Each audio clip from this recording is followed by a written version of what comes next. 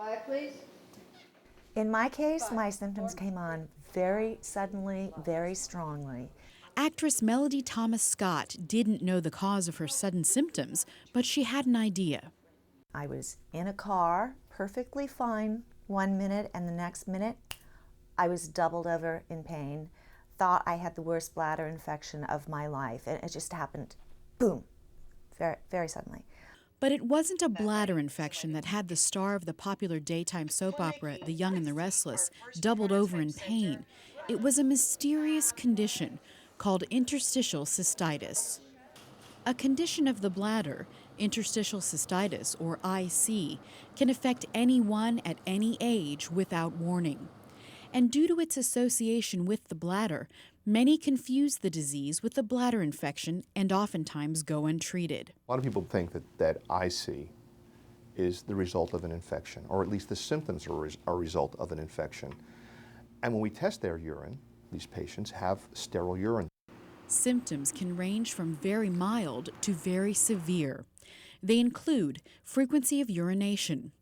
The urgency to urinate increases, and as the disease progresses, severe cramping begins to develop before menses and pelvic pain during and after intercourse. Signals can begin in patients as young as 20 years of age and can slowly become worse. By eliminating bacterial infections as the cause, many urologists are now taking a closer look at urine's corrosive effect on the lining of the bladder.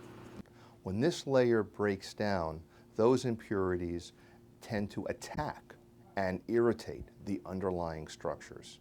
This results in stimulation of the nerves, irritation of the bladder, which causes frequency, urgency, and very often even pain of the bladder.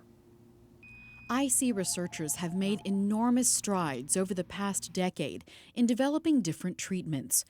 Doctors may prescribe oral medications as well as a periodic intravessel treatment, a medical cocktail therapy with a pain-relieving anesthetic injected directly into the bladder by way of a thin catheter.